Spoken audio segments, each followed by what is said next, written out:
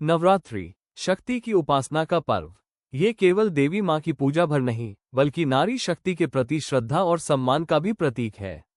इसी पावन अवसर पर सेवा भारती चित्तौड़ प्रांत ने प्रांत के विभिन्न जिलों में अलग अलग स्थानों पर कन्या पूजन और स्नेह भोज के भव्य आयोजन किए।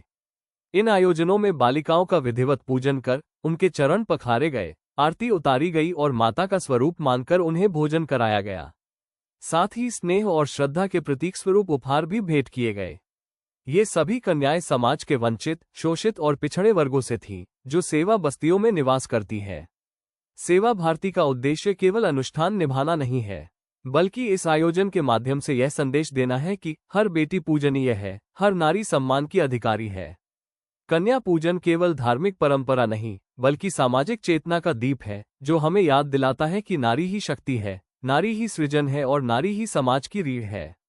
सेवा भारती चित्तौड़ प्रांत की यह पहल एक संदेश देती है कि जब तक समाज की अंतिम पंक्ति में बैठी बेटी सुरक्षित, शिक्षित और सम्मानित नहीं होगी, तब तक हमारी प्रगति अधूरी है। नवरात्रि के इस पावन पर्व पर कन्या पूजन के साथ समाज सेवा और समरसता का संगम एक अनोखी मिसाल बन गया।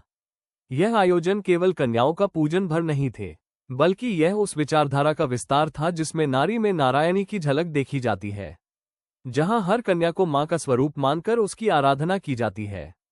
आज जब समाज आधुनिकता की दौड़ में आगे बढ़ रहा है, ऐसे समय में सेवा भारती का ये प्रयास हमें हमारी जड़ों, हमारी संस्कृति और हमारे कर्तव्यों की याद दिलाता है। नवरात्रि का ये पर्व, कन्या पूजन का यह अनुष्ठान और सेवा भारती का ये संकल्प मिलकर हमें एक दिशा दिखाते हैं, जहां नारी केवल पूजनीय नहीं, बल्कि शिक्षा, सम्मान और समानता की अधिकारी भी है।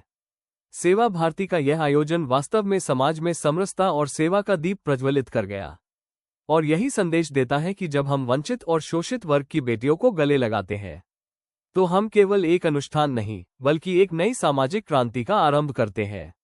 जय माता दी।